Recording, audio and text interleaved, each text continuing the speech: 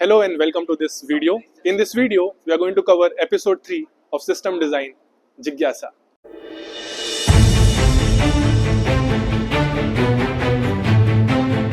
Most people, when they hear the words system design, immediately jump to architecture diagrams, servers, and databases. But let me tell you one thing, which is very important. This approach is completely wrong. Imagine you visit a doctor and without even asking you where the pain is or when the pain started, or how severe the pain is, the doctor directly writes a prescription. What would happen? Your pain might not go, or it could even turn out to be dangerous for your health. That's the same thing in system design. If you directly start drawing architecture diagrams without even understanding the problem, you are guaranteed to build the wrong system. You know what?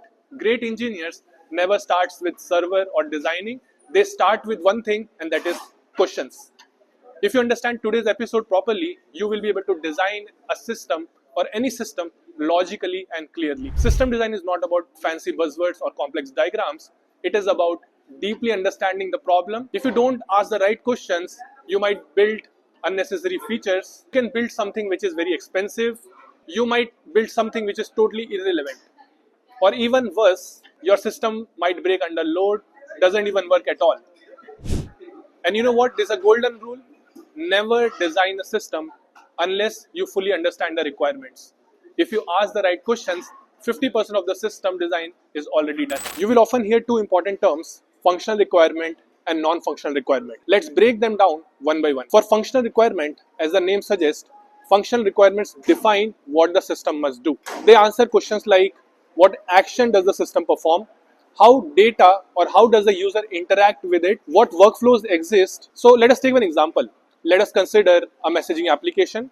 Its functional requirements could be to send messages, receive messages, or to give the read receipts information, sharing images and videos. It could be audio messages, video calls. So these could be some of the features of the system, and functional requirements are extremely important because they decide the data model, the API endpoints, the core services, and the user flow. They also define the storage requirements. So in short, functional requirements are the backbone of the system. Now let us try to understand non-functional requirements.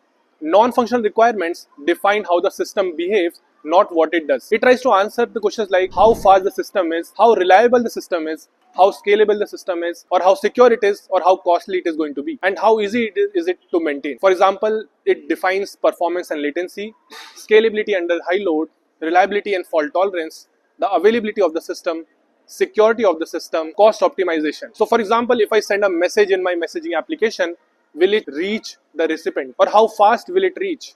Will the system be available 99% of the time? Non-functional requirements decide the architectural style, the caching strategy, or the database choice. It comes under same. Then we have load balancing, cloud cost optimization. So in nutshell, non-functional requirements tells how the system is going to perform.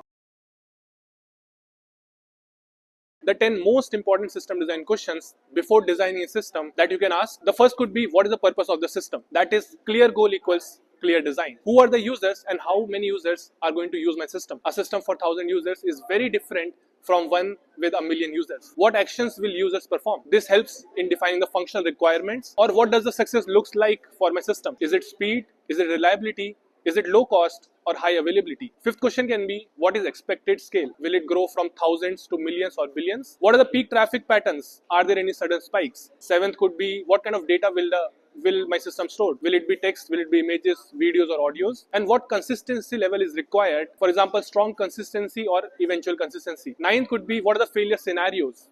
Server crash, network failure, data center outage. The 10th question can be, what are the constraints of my system? Is it time, cost, team size, or even tech stack? Or it could be compliance rules. So these questions act as a guiding framework for system design, and these you can apply it to design any system. Now these are not the hard and fast rules, but these are just a blueprint or the guide for you to start asking questions and take the first step of designing a system. Let's try to design application. Let's say it is a social media application similar to Instagram. So before designing, what you can ask who are the users of this application? Are they going to upload or view the content as well? Or how many uploads will it allow per day per user? You can ask what could be the image size or the upload size. Should the uploads be instant? And what happens if upload fails? Or should images be stored in CDN? So here you can break down the functional requirements. We have upload photo, we can store photo, we can save metadata, which is nothing but data about the post. We can display feed, and some of the non-functional requirements that we can ask could be the high availability, low latency, high durability, and low cost object storage. So this is one example, and in the same fashion, you can apply asking questions into different system design interviews. The final takeaway for system design is like system design is not about drawing diagrams first. It is about thinking clearly once you understand the purpose. Once you understand the requirements, the constraint, then you are already on the right path. So if you master this mindset, you will ace system design interviews or even designing at the workplace, whether the system is small or large. Because as we already spoke at the starting, every great system starts the same way, that is by asking the right questions. Congratulations on reaching to the end of this episode. To watch our previous videos, you can visit our channel. And for future videos, you can subscribe and hit the bell icon for notifications.